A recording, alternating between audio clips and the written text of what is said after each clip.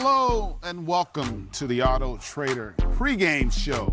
Players only as we take a look at Russell Westbrook making his entrance as he gets ready to host one of the very best, Dame Lillard and the Trailblazers starting to play some good basketball. We should have a good one here. Greg Anthony sitting in from a man C. Webb, who was working hard last night, along with the Hall of Famers, Isaiah Thomas and Kevin McHale. So we're going to have a lot of fun. But let's get it out on location first to Dennis Scott and get caught up to what's going on in Oklahoma City as we get ready for this battle. DZ? Well, guys, first of all, it's a little chilly here in OKC. I don't know what the weather is back in Atlanta. It's cold here, too. It's cold there, too? Cold, yeah.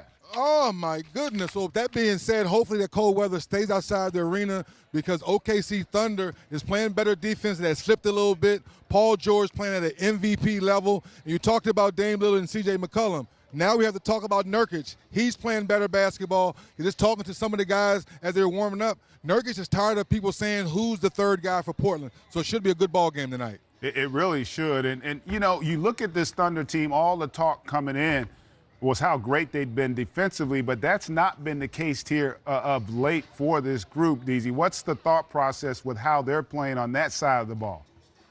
Well, they understand that teams have come into their building and shot the ball with confidence. The first team that comes to mind the other night when the Los Angeles Lakers came in here and played lights-out basketball with Kyle Kuzma shooting the three and getting anywhere on the floor like he wanted to. So they realize teams are going to come in and give them their best shot. They need to regroup. Guys off the bench understand when they come in, they got to lock down and play good team defense. But no panic. I say it again, no panic because a guy named Paul George is playing really, really good.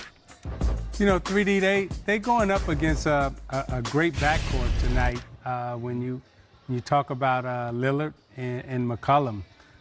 What strategy do you think they will implement tonight defensively to try to slow those two guys down?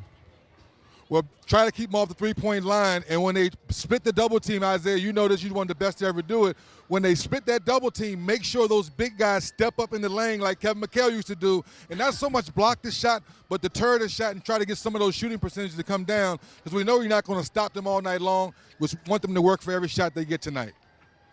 You know, Dennis, what I want you to do is go tell Adams that Nurkic wants to have a big game tonight because I want to see what Adams does to him. I look at OKC, and I think Adams just really, when he's playing well, he's defensive rebounding, he's offensive rebounding, but he's really clogging the paint and just helping recover. Talk to me a little bit about Adams and Adams' ability to really help that OKC defense. Well, I think Paul George has done an excellent job, guys, believe it or not, throwing the ball down low to your point, K-Mac, to Steven Adams. Just let him touch it. He doesn't always try to shoot the basketball because he's a great passer out of the mid-post. So sometimes let the big guy eat a little bit. He sets better screens. He defends more for you, and now you can get out and run and get easy baskets. So 3D, is it raining out there? Is it snowing? Because we just saw a shot of Adams walking in. Yeah. He looked like the abominable. It was raining. Who was that guy? It was raining earlier. It stopped raining, but man, I cannot lie. I didn't bring my big coat. I brought my southern coat. I'm chilly. Man, you can get up under his coat. Hold on. That's the kind of guy when you're walking down the street, you see him coming, you go to the other side of the street. You go take off running. You go. Who is that guy?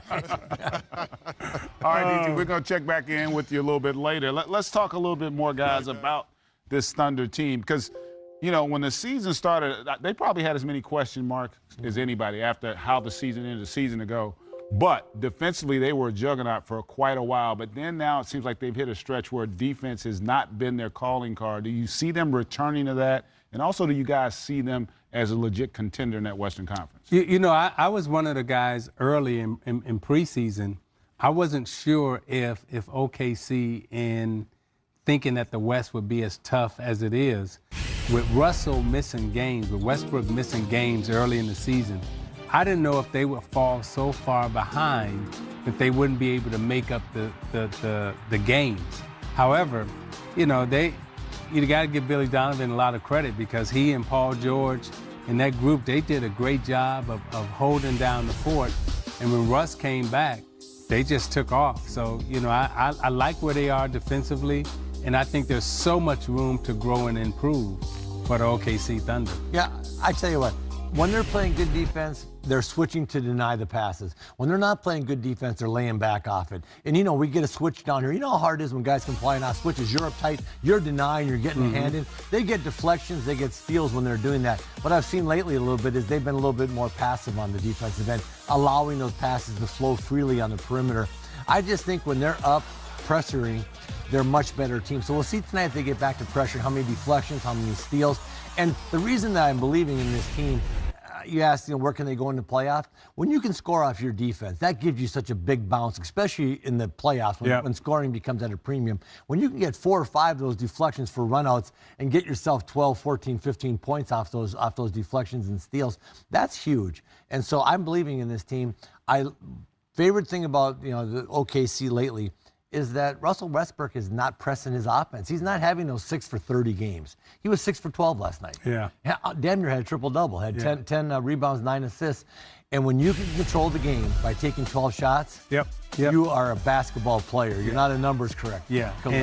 And that used to always be the judge of if your point guard is really controlling the game by, how many shot attempts he has to take or doesn't take. And the average was about, if you took 12 to 15 shots a night and you can control the game that way and you have your imprint on the assist box, you're sharing the basketball, that's when you knew you were doing, a great job. And then guys like Magic would come along and they control the game with 4 shots. Yeah. and you would be like, hey, we're not even talking about you tonight, Magic. You're in a totally different category. But that's what Westbrook is doing. And not only that, he's also accepted the challenge of becoming a better defender.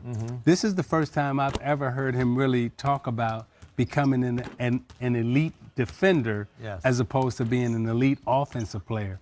And when you have he and Paul George as 2 elite defenders on your team, you got a chance to beat anybody. And, wrapping up on Westbrook, he's not getting those 3 or 4 extra layups he got a game because, your shooting percentage looks a hell of a lot better when you're beating everybody and you're getting 4 or 5, 6 layups at the rim. He's not getting those right now.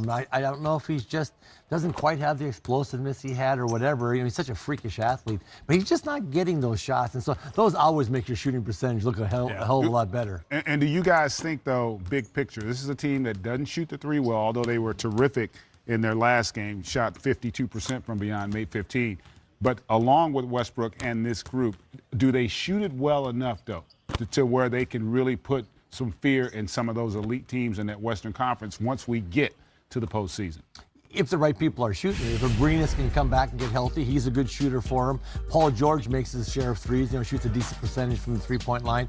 I'd like to see them add another shooter. But again, to me, the 3, it's all relative to who's shooting it. If you have 20% shooters shooting a lot of threes, you're going to be a lousy 3-point shooting team. I mean, it doesn't take a whole lot of math to figure that out.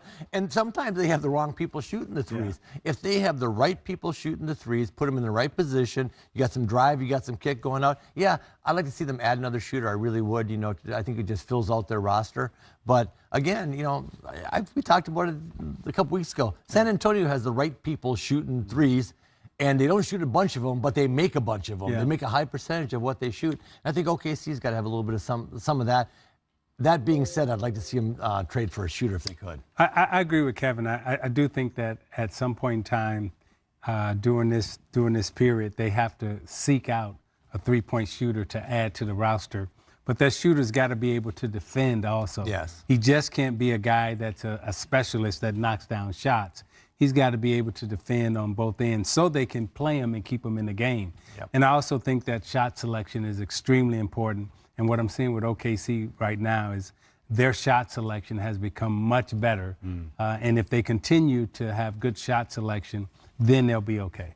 Okay, and speaking of selection, I'm going to select this moment to give a shout out to my kids. My daughter Naomi and my son Tyson are watching. They're big fans. And also interact with all of us here socially at NBA TV. Not myself, me. at Greg Anthony 50, at Isaiah Thomas, and at Kevin McHale. Just try it. You never know. Somebody probably has that account right now. The problem is it's that actor, and they keep on mistaking me for some 4'11" actor. And I'm like, that is not me.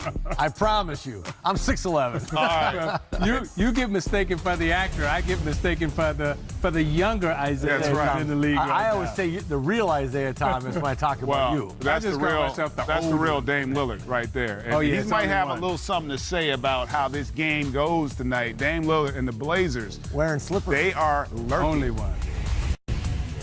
Those are. The pursuit of Carmelo Anthony has finally paid off, as Houston has traded for the future Hall of Famer. But he won't really be a Bull. The team is expected to waive Melo before he plays a game, give him a chance to join a contender. So we asked the fans, which team will Melo most likely end up on? Lakers, Blazers, Heat, or somebody else? 59% of people think he's somehow going to end up on the Lakers with LeBron. I tend to agree. What do you think? There's mutual interest apparently, but I dispute that somewhat, because if there was mutual interest, the Lakers would have made the space available and probably would have taken him by now. They don't want to waive anyone on the Lakers roster, according to reports. So I wonder if in some ways Magic Johnson doesn't want it to look like LeBron is pulling the strings and saying, here, my friend needs a hand, let's throw him a lifeline. Yep. And the Lakers are weighing up whether or not Melo can come in there and disrupt things because he wasn't able to fit into the role that the Rockets wanted him to do. And Chris Paul's his good friend and he wasn't able to do it there. So I understand everyone does think he will probably end up at the Lakers, and that's, you know, mathematically, I suppose, the most likely place. But I'm not sure that the Lakers really want to go down that road right now.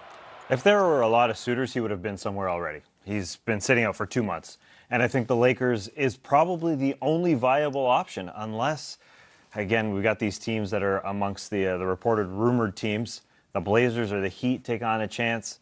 I just don't see it happening. If there were a lot of suitors, somebody would be doing it right now.